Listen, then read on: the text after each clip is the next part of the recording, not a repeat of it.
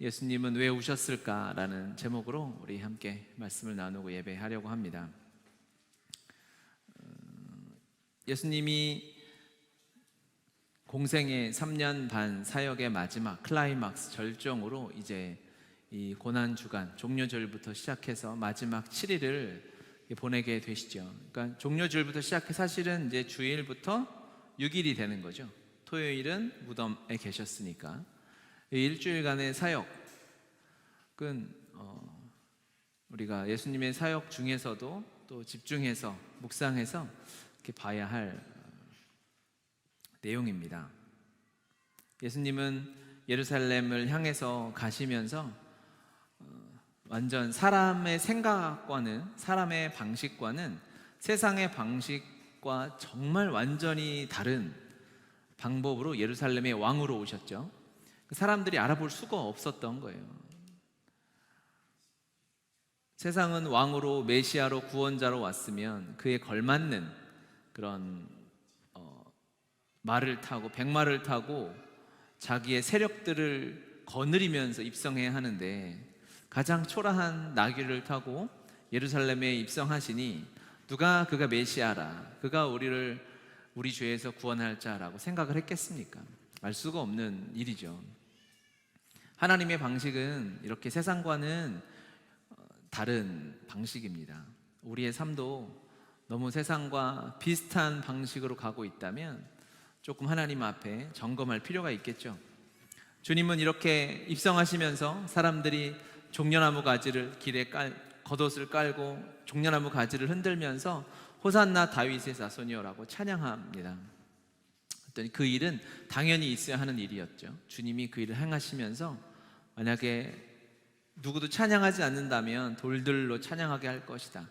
그분의 성품, 그리스도의 속성이 무엇이냐면 찬양 받으셔야만 하시는 분입니다. 찬양받기 합당하신 분이시죠. 그 말 뜻은 무엇이냐면 어디 가시든지 반드시 찬양을 받아내시겠다라는 것이죠. 그것은 하나님의 성품이요, 우리를 창조하신 목적이요, 우리가 살아가는 곳에 있어서 하나님이 여러분을 가정에 또 일터에 또 학교에 많은 모임 가운데 우리가 사람들의 관계 가운데 살죠. 그곳에서 사는 많은 이유와 목적이 있을 것입니다. 가정에서 내가 부모로 있는다면, 아이의 부모로 있는다면 자식을 잘 돌봐야 할 그런 의무도 있는 것이고요, 또 부모를 잘 공경해야 할 의무도 있겠죠. 그 여러 의무가 있을 텐데 그 중에 반드시 하나 성취되어야 할 것은 무엇이냐면 그것에서 하나님을 찬양하는 자로 살아야 하는 것입니다. 그것은 모든 그리스도인에게 동일하게 있어요. 그래서 우리가 이 땅에서 주님을 예배하고 하나님 품에 안기는 것은 헛된 삶이 아니고 우리의 삶의 목적을 이루는 하나님의 놀라운 은혜요 신비인 줄 믿습니다. 우리가 오늘 참 하나님께서 귀한 놀라운 고백과 찬양을 우리의 삶을 통해서 이 시간, 예배 시간을 통해서 하게 하셨는데, 오늘 종려주일 예배와 우리 고난주간을 통해서 우리의 삶의 찬양이 회복되길 바랍니다. 찬양은 놀라운 비밀이 있습니다. 놀라운 신비가 있어요. 할렐루야. 입을 떼기 싫어도 찬양의 가사를 흥얼거리기 시작할 때 우리의 굳은 마음이 우리의 돌덩이처럼 아예 그냥 시멘트를 발라서 딱딱해진 것 같은 마음에 녹아지는 길은 우리의 마음에 찬양이 울려 퍼질 때입니다. 내 영혼에, 우리의 가정에 찬양이 울려날 때 그때 우리의 마음이 녹아지기 시작하는 것이고, 그것이 우리의 삶 하나님으로 향하게 하는 길인 줄 믿습니다. 찬양의 회복, 그리스도가 입성하실 때 너무나 놀라운 장면 아니겠습니까?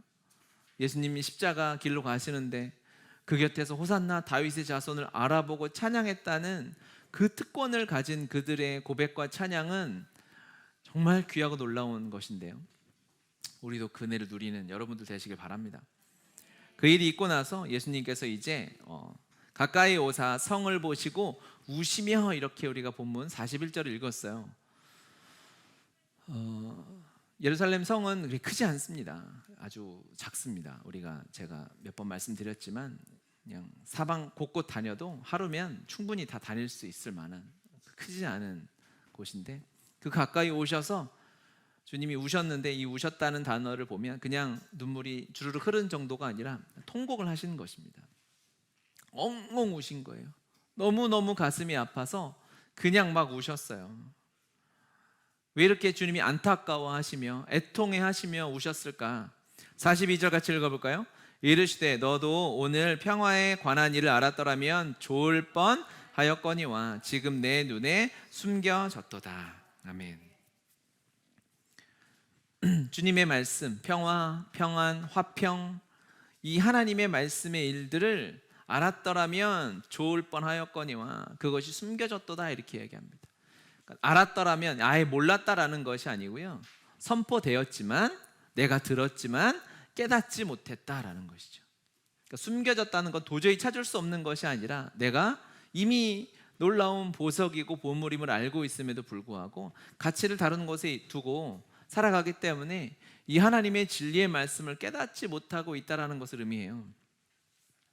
주님의 첫 번째 눈물의 의미는 진리이신 예수 그리스도께서 오셔서 이 유대인들에게, 이스라엘 백성들에게 소망이 되어주셨지 않습니까? 그분을 만난 자는 인생이 변했습니다. 그분을 만난 자는 절망 가운데 영원한 희망이요 소망 되신 예수님을 만났어요.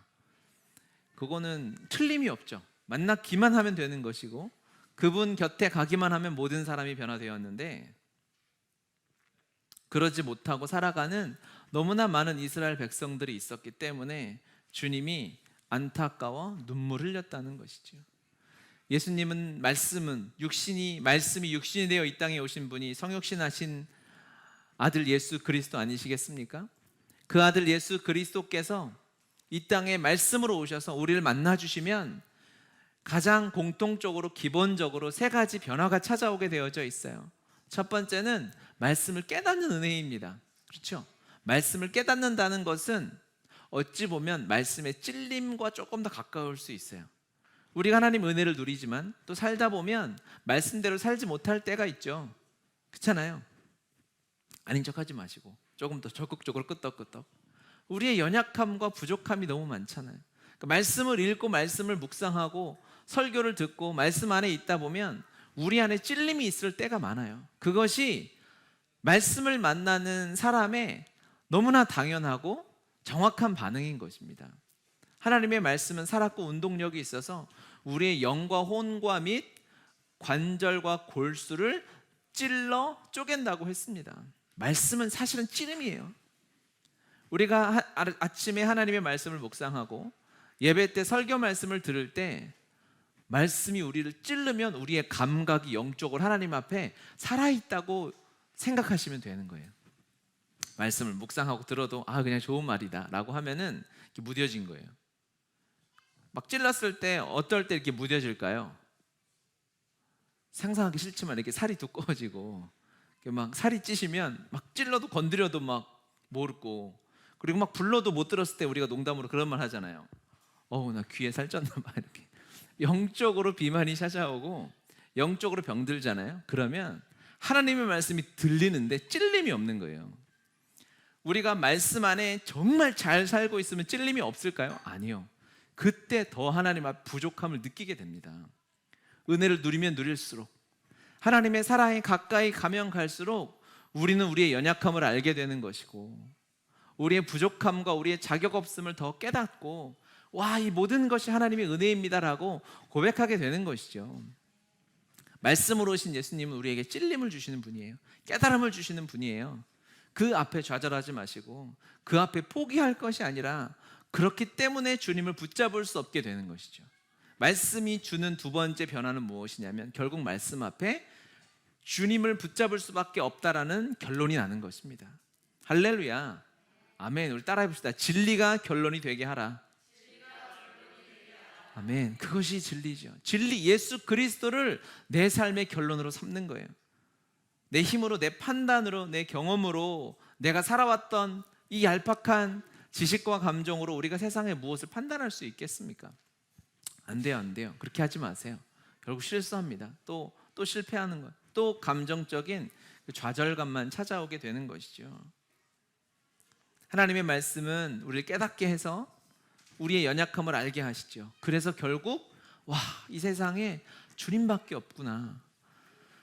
이 결론이 내 마음 안에 내려지게 하는 것이 하나님의 말씀의 능력입니다.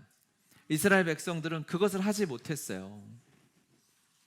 자신의 부족함은 알았습니다. 그래서 메시아를 찾았어요. 우리 힘으로는 이 로마의 압제에서 포로기가 끝나고 돌아왔으나 계속 주변의 강대국의 나라를 빼앗기고 여전히 이 나라의 해방과 자기 자신의 이 개인적인 죄의 문제 해결할 수 없는 상황 가운데에서 예수님을 그리스도로 선물로 우리에게 주셨음에도 불구하고 주님 말고 또 다른 것이 없나라고 찾고 헤매고 있는 것이에요. 이스라엘 백성들이 예수님을 완전히 인정하지 않았을까요? 아니요. 예수님 너무 좋은 사람으로 여겼습니다. 너무 좋은 랍비요, 오랜만에 나타난 선지자라고 여겼어요. 그래서 많은 사람들이 예수님을 따라오기도 했습니다. 이것이 의미하는 것이 무엇일까요? 예수님도 그냥 종교의 한 모습이었던 것이죠. 우리는 예수님이 종교가 아니죠. 나의 영원한 사랑의 대상이요, 나의 유일한 사랑의 대상이요, 내가 의지할 수 있는 나의 삶의 전부가 우리 예수님이죠. 아멘, 아멘입니다. 그래서 그래야만 우리가 그리스도인으로 살아가는 것인데, 그것이 아니면 이스라엘 백성들과 비슷하게 되는 거예요. 똑같이 그냥 예수님 너무 좋은 분이고, 내가 위로할 때, 내가 힘들 때, 외로울 때 나의 친구가 되어주시고 나와 함께 해주시는 분이라는 것까지는 인정하는데, 내 삶의 전부를 내어 맡기지 못하면 이스라엘 백성들과 똑같이 예수님 말고 또 다른 것들을 찾게 되는 이 우울을 또 범하게 되는 거죠. 주님의 눈물이 무엇이었을까요? 내가 하나님이 그리스도가 인간이 되셔서 예루살렘의 영원한 속죄를 위해서 걸어가는데 알아보는 자 없고, 혹 알아보는 자 있다 하더라도, 혹 인정하는 자 있다 하더라도 예수님만으로는 안 되는 거죠. 복음만으로는 안 되는 것이라 또 다른 주머니를 차고 또 통장을 차고 또 다른 사람의 인간관계에 기대고 있는 불쌍한 인생들을 보며 주님이 애통의 눈물을 흘리시는 것입니다. 말씀이신 예수님을 만나면 반드시 일어나는 세 번째 은혜는 회복의 은혜입니다. 따라해 봅시다. 회복의 은혜. 주님을 만나면 변화가 일어나게 되죠. 주님을 결론을 내리면 그 과정까지 힘들 수 있어요. 어찌 보면 주님은 제가 방금 말씀드렸던 이 두 번째, 정말 인생에 기댈 것이 아무것도 없구나, 주님밖에 없구나라는 것을 깨닫게 하실 것입니다. 아멘이죠. 아멘 하면서도 이게 약간 슬픈 게 있어요. 그렇죠? 그렇게 결론이 나기까지 우리가 세상에서 시행착오를 겪고, 내가 의지했던 사람이든 돈이든 내 학벌이든 내가 가지고 있는 내 가정이든 남편이든 부모든 자식이든 이것이 신기루였구나라는 것을 깨닫는 과정들이 있잖아요. 이게 그냥 우리끼리 여기서 이렇게 얘기하니까 그렇지, 사실은 삶에서 이런 것들을 부딪히게 되면 슬프죠. 굉장히 힘들고 어려운 일입니다. 내가 기대했던 것들이 나를 배신했을 때. 그렇죠? 우리가 연약해서 그것들을 의지하면 할수록 나중에 닥치는 배신감이 크죠. 거기서 오는 상실감이 너무너무 크고 아픕니다. 아프지만 아픔이 결론이 아니고 주님이 전부가 되는 것이 우리의 삶의 결론이죠. 주님은 그것까지 우리 인도하실 것입니다. 그 삶의 회복, 이게 진정한 회복입니다, 여러분. 잠깐 인생의 단편을 놓고 보면 깨어짐도 있는 것 같고, 왠지 조금 내 삶이 내리막길에 있는 것 같은 생각이 들 수도 있어요. 여러분, 그건 착각입니다. 주님은 우리의 삶을 어디까지 인도하시냐면 주님으로 충분한 삶, 예수님 때문에 회복이 있는 삶으로 우리를 인도하십니다. 할렐루야. 그러면 우리의 삶이 이제 회복이 됩니다. 사람을 의지하지 않고 사람을 이제 의지하고 사람에게 기대했었다면 이제 사람은 그냥 사랑해야 하는구나, 기도해줘야 되는 존재구나 라는 것을 깨닫게 되죠. 그때 우리의 삶에 회복되는 것이 무엇이냐면 이 예수님의 눈물이 회복됩니다. 주님의 마음으로 눈물이 회복되는 은혜가 있으시길 바라요. 아멘. 영혼을 향한 안타까움, 내가 아파봤으니, 내가 고생해봤으니, 먼저 살아보고 깨달아본 사람들이, 그런 어른들이 생각하는 것들이 있죠. 저렇게 하면 아플 텐데, 저렇게 하면 넘어질 텐데 라는 생각에 그 안타까움의 눈물들이 있는 것입니다. 영혼을 향한, 사람을 향한, 주님을 의지하지 못하는 가정을 향한 이 애통의 눈물이 예수님으로 말미암아 회복됩니다.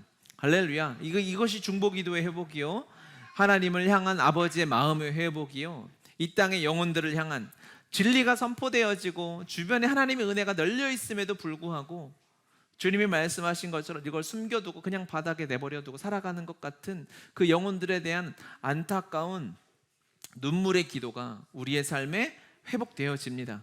아멘, 아멘. 주께서 우리 사랑하는 몸의 지체들의 가족들에게 이번 한 주간을 통해서 애통의 눈물의 회복의 은혜를 주시길 바랍니다. 이 땅의 영혼들을 향해서, 이 땅의 다음 세대를 향해서, 주님을 알지 못하고 살아가는 청년들과 가정들과 이 나라와 열방을 향한 이 애통의 눈물이 회복되는 은혜가 있었으면 좋겠습니다. 아멘. 주님의 눈물 첫 번째, 한 개인으로 봤을 때는 이 말씀이신 예수님이 오셨음에도 불구하고 깨닫지 못하고 다른 것들을 취하는 그들에 대한 안타까움이 있었어요. 두 번째는 이 말씀의 문자 그대로 주님께서 이 성을 보시며 오셨지 않습니까? 이 성은 예루살렘 성이죠. 예루살렘을 보시고 안타까워 눈물 흘리셨어요. 왜냐하면 예루살렘이란 말이 그 뒤에 샬렘이, 예루살렘이 샬롬과 똑같은 어원이거든요. 그러니까 평안입니다. 평화입니다. 예루라는 단어는 이렇게 터라는 뜻이에요. 그러니까 평화의 터, 평화의 집, 집은 벳이라는 단어 베델을 쓰니까 조금 더 가까운 이제 터입니다. 도시입니다. 평화의 도시요, 평화의 터가 예루살렘이에요. 이름은 너무 아름다운 이름을 받았죠. 하나님의 선택받은 이름을 받았죠. 예루살렘. 그런데 주님을 거부하니 예루살렘이 평화의 도시가 아니라 전쟁으로 폐허가 되는 도시가 되는 거예요. 하나님이 주신 계획과 꿈이 놀랍고 찬란할수록 그걸 누리지 못하면 그 비참함은 더더욱 가슴 아픈 것입니다. 여러분, 세계 많은 화려한 도시들도 있고, 근데 도시마다 정말 없어지지 않는 것이 노숙자들이라고 해요. 빈민들이 있지 않습니까? 세계에서 제일 1등 가는 도시라는 뉴욕에 저도 한 반나절 정도 머물렀었는데 그 반나절의 노숙자들을 여러 명 봤어요. 물론 제가 저 못 사는 빈국에 가서 거기서 막 판자 쓰레기 더미에 사는 사람들도 봤고요. 그들도 안타깝지만 이거는 좀 더 아이러니하더라고요. 그 축복받고 전 세계에서 가장 부자들과 돈이 많이 움직이는 그 뉴욕 한복판에, 그것도 공항 구석에 노숙자들이 있더라고요. 그들을 보니 더 이 말할 수 없는 그 참담함이라고 할까요? 어떻게 저럴 수 있지라는 생각이 드는 거예요. 받은 은혜와 계획과 복이 충만함에도 불구하고 주변에 다 누리고 있는데 그걸 또 누리지 못하고 쓰러져가는, 전쟁으로 망해가는 예루살렘을 보시는 주님의 마음이 얼마나 슬프고 안타까우셨겠습니까? 지금도 예루살렘은 제가 가본 세계 도시 중에서 가장 긴장되고 무서운 도시라고 제가 말씀드렸죠. 지금도 거기는 그냥 골목마다, 우리나라는 경찰을 만나기가 쉽지 않잖아요. 그래서 아이들이 차를 타고 가다가 경찰차를 보면 막 흥분하고 그럴 때가 있거든요. 와, 경찰이다 막 이러는데, 외국의 웬만한 도시는 지하철 입구마다 다 경찰들이 서 있잖아요. 그리고 그 가방 검사하는 게 다 있고. 그런데 예루살렘은 골목마다 기관총을 찬 군인들이 있습니다. 얼마나 그러니까는 거기는 이름은 예루살렘인데 전 세계에서 가장 긴장된 도시요, 실제로 실탄을 장전한 군인들이 지키는 도시가 된 거예요. 왜 이렇게 됐을까요? 왜 이런 안타까운 일들이 펼쳐지게 됐을까? 주님이 무엇을 보시고 눈물을 흘리셨을까요? 하나님이 그 땅을 향한 계획과 주신 은혜는 너무나 크죠. 주님이 친히 밟으신 땅인데요. 그런데 주님을 잃어버리니 그냥 종교적인 상징만 가득한 곳이 되었어요. 종교적인 상징만 가득하게 되니 그곳은 지켜야 하는 곳이 되었고, 그 지켜야 하는 기독교의, 이 구교 천주교의 지켜야 하는 성지가 되니 그것 때문에 십자군 전쟁이 일어나서 지금도 무슬림에게 큰 상처를 남기고 기독교에게 가장 아픈 기억이 있는 곳, 성지를 회복해야 한다는 명목이었거든요. 말씀을 진리를 살아내지 못하고 그것들을 그저 진리의 말씀이 빠진 채 껍데기만 남아 있으니 그곳이 너무나 긴장되고 이름대로 살지 못, 이름의 정반대로 살아가는 모습이 일어나게 되는 것입니다. 예수님이 우리의 삶의 실제가 되지 못하고 그저 명찰만, 이름만, 간판만 남아 있다면 그렇게 어려울 수가 없는 거예요. 제가 일본에 갔을 때, 일본은 복음화율이 1% 이하라고 합니다. 우리는 한때는 뭐 1000만 그리스도인 이렇게 해가지고 20%, 막 1200만 이렇게 얘기해가지고 막 25%가, 근데 실제로 이렇게 우리가 가다 보면은 교회 숫자만 봐도 충분히 그 이해가 될 만큼의 십자가가 걸려 있고 했잖아요.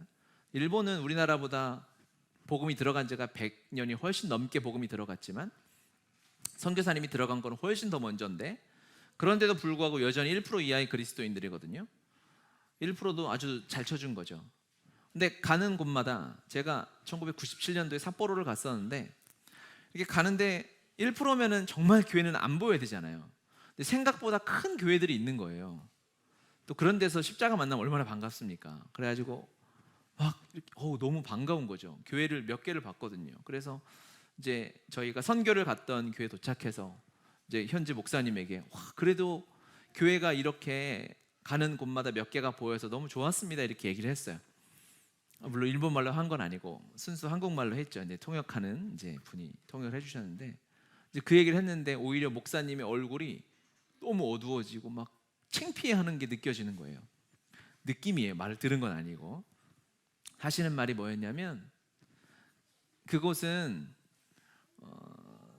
잠시 교회로 쓰였지만 지금은 이 도시에서 가장 좋은 결혼식장입니다 라고 얘기를 하는 거예요. 일본은 우상을 적게 잡아서 최소 한 800만 이렇게 잡거든요. 그러니까 힌두교는 한 1억 2천만 이렇게 잡잖아요. 다 뻥 같긴 해요. 1억 2천 언제 되겠어. 그냥 많다 이렇게 하는 거죠. 근데 힌두교보다는 약한데, 하여튼 일본도 집에 가면은 우상을 많이 섬깁니다.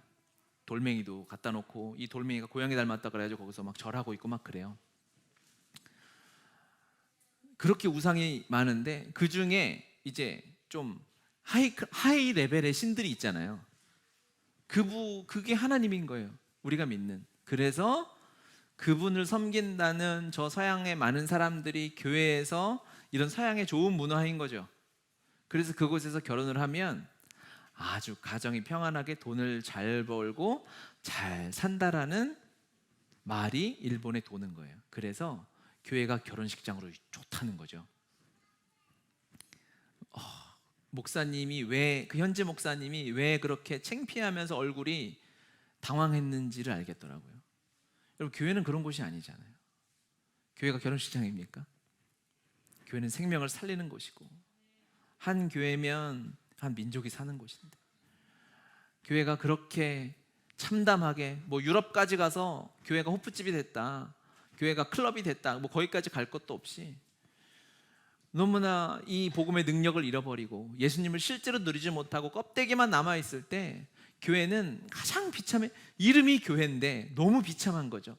예루살렘이 지금은 평화를 찾아볼 수 없었던 땅이 된 것처럼, 교회가 하나님의 말씀을, 예수님의 실제를 주님과 동행하지 못하면 바로 그런 세상에서 가장 소름 끼치는 일들이 생겨나게 된다는 것입니다. 주님은 그 예루살렘을 보면서 안타까워 눈물을 흘리셨던 거예요. 그 눈물이 지금 한국교회를 보신다면, 이 대한민국을 보신다면 어떻게 보여질까요? 우리도 하나님 앞에 이제 마지막 한 번의 찬스를 받은 거 아니겠습니까? 그렇죠? 한국교회가 이미 내리막길로 치달아가고 있고, 코로나를 지나면서 문 닫는 수많은 교회가 생겼고, 더 세상에서 손가락질 받는 상황 앞에 있는 거죠. 그 이유가 무엇이었을까? 혹시 우리는 이 이스라엘 백성들이 했던 실수를 똑같이 범하고 있지는 않은가라고 우리 자신을, 우리 교회를, 한국교회를 돌아봐야 할 때입니다. 주님이 주신 복이 너무 많음에도 불구하고 예수님의 이름은 치우고 그냥 그것을 종교적으로 이용해 먹지는 않았는가? 예수님의 말씀이 좋으니까요, 그것을 내세워서 목사들이, 목회자들이, 장로들이 그것을 살아낼 생각은 하지 않고 예수님의 이름으로 종교 장사를 하거나 교회 사람이나 많이 끌어모으거나 그냥 건물이나 늘리려고 하지는 않았는가? 우리는 예수님을 믿는다 하면서 예수님을 내 마음에 힘들고 어려울 때 그냥 위로받는, 내 죄책감을 털어버리는 정도로 생각하진 않았는가? 예수님을 진정 전부로 여기고 살았는가? 예수 이름 앞에 감격하며 무릎 꿇고 그분을 찬양하는 삶을 살았는가? 우리는 반성해야 합니다. 돌아보아야 합니다. 내가 의지해야 할 많은 것 중에 으뜸이 예수님인가? 아니면 다른 어떠한 것도 의지할 수 없고 오직 주님만 의지하는 것인가? 우선순위를 드리는 것이 아니라 우선순위를 주님 앞에 드리는 정도가 아니라 나에게 순위가 의미가 하나도 없이 오직 주님만이 내 전부입니다라고 고백하며 나아가고 있는가? 말씀 앞에 우리에게 찔림을 주신 하나님 감사합니다. 그 찔림 앞에 우리의 삶이 새로워지길 바랍니다. 성령께서 오셔서 우리의 삶을 새롭게 해주시길, 한국교회를 새롭게 해주시기를 우리 함께 기도해야겠습니다. 이름만 교회에서는 너무 비참한 것입니다. 이름만 교회에 간판 달고 교회라는 이름으로 모여서 말씀대로 살아내지 못하고 말씀대로 사랑을 흘려보내지 못하고 산다면 아마 세상에서 계속 손가락질 받게 될 것이고, 유럽의 교회처럼 일본의 교회처럼 결혼식장 정도로 사람들이 그냥 관광하는, 와 여기가 예전에 큰 교회였다며 라고 추억하는 정도로 남게 될 수 있어요. 그것이 교회 건물만 그렇겠습니까? 우리의 신앙도 마찬가지입니다. 과거에 뜨거웠었는데 그때는 열심히 살았었지, 그것이 똑같은 것입니다. 말씀은 능력이고 실제이고 우리의 삶을 변화시키며 우리에게 찔림을 주시는 하나님이십니다. 또 하나 예수님의 안타까움은 무엇이었냐면 이 예루살렘이 회파된다는 것이었어요. 실제로 이제 예수님이 한 30년 정도죠. AD 30년 정도에 예수님께 십자가에 달리셨고 한 40년 뒤에 로마 장군에 의해서 예루살렘 성전이 전부 주님이 예언하신 것처럼, 말씀하신 것처럼 돌 하나도 돌 위에 남기지 않도록 유언비어를 터뜨려가지고 성전 안에, 그 기둥 안에 금이 숨겨져 있다라는 막 소문을 퍼뜨려서 성전을 부시고 돌 하나하나를 그냥 거의 빻듯이, 빻아서 가루로 만들듯이 해가지고 성전이 사라지게 되는 것이죠. 성전이 사라지게 되는 것에 대한 안타까움, 애통해하는 마음이 있었어요. 그것은 무엇을 의미할까요? 성전은 누구를 위한 것이라 했습니까? 성전은 먼저는 우리 그리스도인들을 위한 것이기도 하지만 더 중요한 것은 주님을 알지 못하는 자들을 향한 하나님의 임재의 상징이고 예표라고 했죠. 우리에게 교회 예배당이 중요하지만 없어도 상관은 없습니다. 그렇죠? 우리는 하나님을 모시는 성전이기 때문에 우리는 어디서든지 예배할 수 있으며, 예배당이 없어도 예배할 수 있으며, 광야에서도, 차 안에서도 우리는 예배할 수 있잖아요. 그렇죠? 하지만 하나님이 눈에 성전을 보여주신 이유는 오히려 믿지 않는 자들에게 하나님이 임재의 상징으로 나타내 주시는 거죠. 믿음이 연약한 자들에게.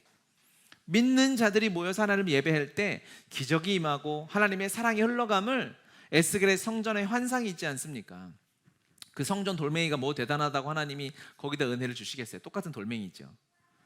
에스겔 성전에서 물이 흘러나와 온 열방을 적시고 강을 살리고 바다를 살리는 역사가 나타나는 것은 성전으로 말미암아 그곳에서 모여서 기도하고 예배하고 하나님의 사랑으로 충만한 그리스도인들의 모임을 세상이 봄으로 말미암아 그들이 하나님의 역사하심을 눈으로 볼 수 있도록 은혜의 선물인 것입니다.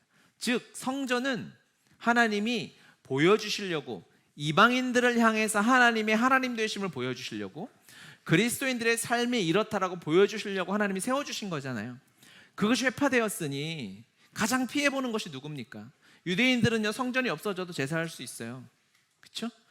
포로로 끌려가도 그곳에서 예배했습니다. 시간을 정해서 기도하고 말씀을 묵상하고 토라를 암송하면서 하나님을 찾았어요. 그런데 성전이 사라지니까 이방인들이 하나님의 임재와 하나님의 사랑하심을 우습게 여기는 거죠. 주님은 그것이 안타까우신 거예요.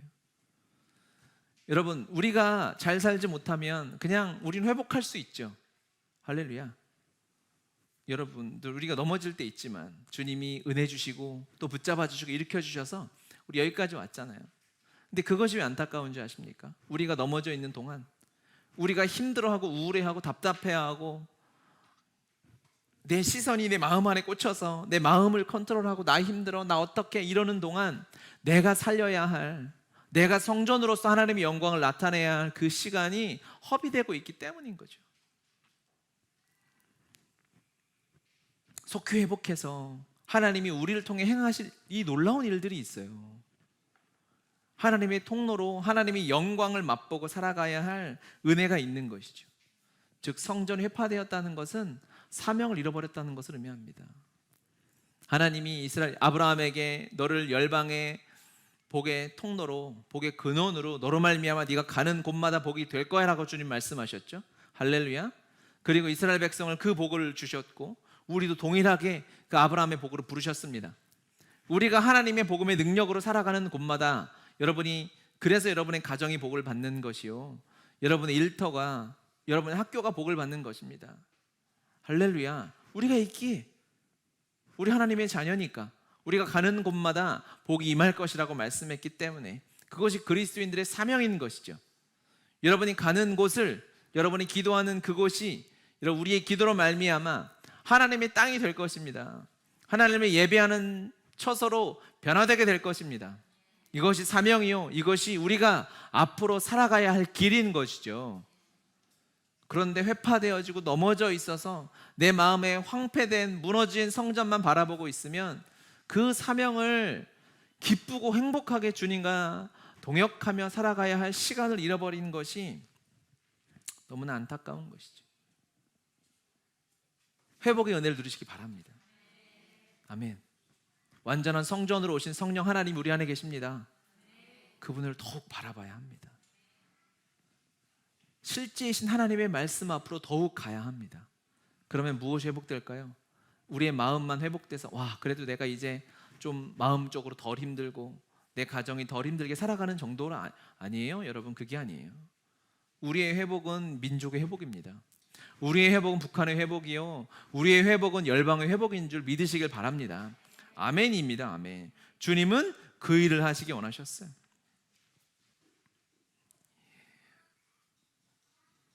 주님의 이 눈물은 이스라엘의 사명을 잃어버리는 것에 대한 안타까운 눈물이요, 결국 이 눈물을 받은 우리는 하나님을 향한 사명이 회복되어지시길 예수님의 이름으로 축복합니다.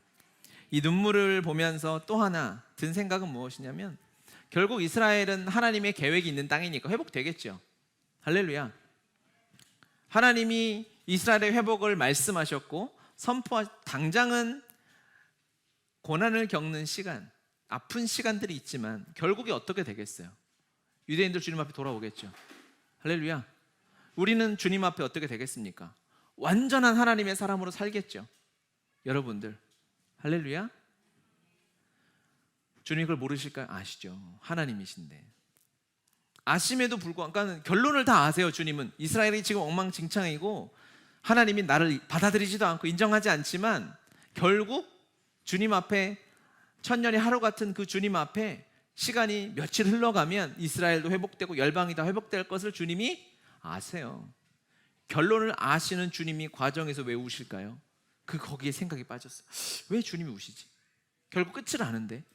우리가 지금 고생해도 나중에 금메달을 딸 것이 확실하면 웃으면서 갈 수 있잖아요. 잠깐은 힘들 수 있지만 주님의 눈물은 결론을 아시니까 우리가 결국엔 잘 될 거를 아심에도 불구하고 그 하루하루의 과정 가운데 말씀 앞에 씨름하며 때로는 찔려서 아파하고 연단받고 훈련받아야 되는 그 과정은 힘들거든요. 그것은 우리가 하나님이 아니니까. 매일매일 삶에서 살아내는 그 과정들, 걸음들이 힘들어요. 주님이 그 힘듦을 아시고 우리의 마음을 아시고 우리의 마음과 공감하는 눈물이 여기 있구나라는 것을 깨닫게 되었어요. 결과를 알기 때문에 야야 그거 울지 마.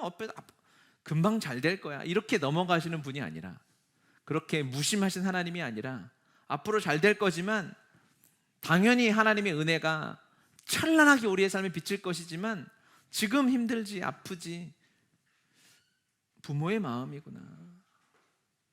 여러분, 자녀가 처음으로 이제 부모가 부모의 마음을 느끼는 과정이 하나가 있는데, 그게 첫 번째로 첫째 아이가 처음 예방주사 맞을 때예요. 그때는 아무리 마음이 강철 같고 나는 무심해, 나는 경상도 할아버지야, 이렇게 생각해도 그때는 마음이 다 이렇게 돼요. 막 눈물이 핑 돈다고. 그게 건강하게 되는 거잖아요. 하지만 그 순간 따끔해서 아파서 우는 아이를 위해서 아무것도 해줄 수 없는 그 부모의 마음이 얼마나 내가 무능한가, 막 그 생각이 막 든다니까요. 그때 너무 아파요. 애가 아픈데 진짜 내가 100방이라도 주사를 맞지, 그 조그만 손바닥만한 애기가 주사 맞아서 낑낑거리고 우는 것을 보기가 힘든 거죠. 아버지의 마음이 그것입니다. 아버지는 우리가 힘들고 힘든 싸움을 가정에서, 일터에서, 사람들 사이에서 싸워낼 때, 야, 그거 하나 못 이겨내냐, 일어나, 잘할 수 있어, 아픈 척 하지 말고, 엄살 피우지 말고, 그렇게 하시는 분이 아닌 거예요. 아프지, 힘들지, 나와 함께 울어주시고 나와 함께 아파해 주시면서 그 길을 동행해 주시는, 내 마음을 아시는 하나님이신 것입니다. 주님의 눈물은 안타까움의, 애통의 눈물이 있었어요. 그리고 사명을 잃어버린 것에 대한 안타깝고 불쌍한 눈물이 있었죠. 또 하나 주님의 눈물은 무엇이었냐면 이 공감의 눈물이 있었던 거예요. 그 아픈 자리에 같이 울어주셨던 거죠. 이제 우리 교회가 회복해야 할 눈물이 바로 이 눈물이구나. 여러분, 세상 사람들은요, 조금만 얘기해보면 다 아파요. 특히 저는 목사니까 잘 모르는 사람도 괜히 저를 만나면 자기 아픈 걸 얘기하려고 그래요. 그 얘기를 듣는 건 저도 기도해야 하지만 내 마음이 그런 상담을 하는 것은 그냥 쉬운 일은 아니거든요. 같이 아프거든요. 잘 사는 사람도, 높은 지위에 있는 사람도, 많은 것을 가진 사람도, 또 없는 사람도, 힘든 사람도, 웃고 있는 사람도 그 마음의 아픔과 눈물이 있더라고요. 주님은 그들의 마음을 헤아리기 원하세요. 누구를 통해서? 우리를 통해서. 주님의 마음을 가진 우리를 통해서, 주님의 눈물을 가진 우리를 통해서 주님은 그 세상을 위로하고 세상을 공감하는 일을 하기 원하시는 줄 믿습니다. 아멘. 이 공감의 마음이 우리에게 있었으면 좋겠습니다. 사람의 마음을 쳐다보고 울 수 있는 주의 마음을 회복시켜 주시길 바랍니다. 이렇게 우시고 아파하셨던 주님은 눈물로 그치지 않고 계속해서 마지막까지 무엇을 하셨냐면 주님은 기도하셨어요. 기도하시는 주님이셨어요. 요한복음 17장 1절에서 3절 말씀을 같이 한번 읽어보겠습니다. 1절에서 3절은 없던가요? 그 앞에? 갑자기 끙끙 앓아버렸네. 네, 같이 읽겠습니다. 예수께서 이 말씀을 하시고 눈을 들어 하늘을 우러러 이르시되 아버지여, 때가 이르렀사오니 아들을 영화롭게 하사 아들로 아버지를 영화롭게 하게 하옵소서. 아버지께서 아들에게 주신 모든 사람에게 영생을 주게 하시려고 만민을 다스리는 권세를 아들에게 주셨음이로소이다. 영생은 곧 유일하신 참 하나님과 그가 보내신 자 예수 그리스도를 아는 것이니이다. 아멘. 우리가 어제 묵상했던 말씀이죠. 주님이 이제 마지막 십자가를 앞두고 했던 기도는 무엇이었냐? 주님, 당신이 계획하신 아들을 영화롭게 하실, 십자가를 완성하실, 하나님의 사랑을 완전히 드러내실 그 일을 이제 행하십시오 라는 것이죠. 주님이 아파하셨어요. 눈물 흘리셨어요. 그러면 그 아픔으로 눈물로 끝나는 것이 아니라 실제로 그 사랑과 그 은혜와 복음을 우리에게 살게 하셔야 될 거 아니겠습니까? 주님은 눈물에 그치지 않고 기도하셨습니다. 11절도 같이 읽어볼까요? 나는 세상에 더 있지 아니하오나 그들은 세상에 있사옵고 나는 아버지께로 가옵나니 거룩하신 아버지여, 내게 주신 아버지의 이름으로 그들을 보전하사 우리와 같이 그들도 하나가 되게 하옵소서. 아멘. 주님의 눈물은 기도로 이어졌어요. 따라해 봅시다. 주님의 눈물은 기도로 이어졌다. 예. 찬양을 통해서, 예배를 통해서, 하나님의 말씀을 통해서 예수님의 눈물이 회복되는 은혜가 있길 바랍니다. 눈물이 회복되어지고, 그리고 나서 그것이 안타까워, 아유 어떡하냐, 안타깝네, 슬프네, 이것도 감사한 일인데 마음이 그냥 먹먹해지고 눈물이 흐르는 거 너무 감사한 일, 거기서 그치지 않고 주님이 하셨던 것처럼 우리의 눈물이 기도로 이어지길 바랍니다. 아멘. 이 기도는 기도로 그치느냐? 아니요. 그렇게 그 눈물이 기도가 되었고, 그 기도를 실제로 주님은 십자가에서 완성하셨죠. 그리고 성령을 보내셔서 완성하셨어요. 주님이 십자가로 가는 동안 하나님께 기도했던 것처럼 피할 수 있으면 피했으면 좋겠다라는 기도를 드렸지 않습니까? 인간적인 고민이 왜 없으셨겠습니까? 얼마나 아픈데요, 얼마나 고통스러운데요. 하지만 그 사명을 이뤄내는 원동력은 이 눈물에 있었다고 생각이 들어요. 이 애통하는 눈물을 가졌기 때문에 기도할 수 있었고, 끝까지 포기하고 싶은 그 자리까지 가더라도 하나님 앞에 육성으로, 하나님 나 포기하고 싶어요, 나 이거 피할 수 있으면 피하게 해주세요 라는 기도를 할 정도면 주님 안에 고민이 얼마나 많으셨겠냐고요. 그런데 그 고민을 다 뚫고 결국 십자가에 달리시기까지 이 일을 이뤄내신 그 근본은 이 눈물로부터 출발하는 것이라 생각합니다. 하나님의 계획과 뜻은 그리스도인의 눈물로부터 시작합니다. 한국교회 회복은 이 땅의 교회를 향한 눈물 어린 기도로부터 회복될 줄 믿습니다. 아멘. 저는 한국교회를 사랑합니다. 한국교회 이야기하고, 혹시 누가 찬양하다가 교회라는 단어만 나와도 울컥울컥하고 눈물이 나요. 그런데 이 교회는 지금 너무너무 아픕니다. 너무너무 아픕니다. 아마 대부분의 의사는 한국교회를 진단하면서 이렇게 이야기들 할 겁니다. 아, 회복이 불가능합니다, 시한부입니다, 몇 년 안 남았습니다 라고 이야기할 것입니다. 너무 안타까운 일이죠. 그것이 부인할 수 없는 사실이기도 한 거예요. 하지만 하나님께서 이 교회의 회복을 우리가 하나님 앞에 기도하는 눈물로부터 회복의 시작을 하실 거라 믿습니다. 여러분의 눈물 어린 한국교회를 향한 기도, 여러분의 눈물 어린 가정의 회복을 향한 기도, 여러분의 눈물 어린 영혼을 향한 기도가 회복되어질 때 그 눈물 하나하나는 하나님의 마음판에 떨어질 것입니다. 그래서 우리의 기도가 될 것이고, 그것이 실제가 되어서 하나님의 역사하심을 보게 하실 줄 믿습니다. 이대로 두어서는 안 되죠. 이제 하나님께서 다시 우리를 종려주일 이 고난주간에 눈물의 회복으로, 기도의 회복으로, 말씀의 실제의 삶으로 회복으로 인도하시는 줄 믿습니다. 아멘. 주님을 기대합니다. 결국 주님이 이루실 것입니다. 아멘. 우리 아까 했던 찬양을 함께 했으면 좋겠는데요.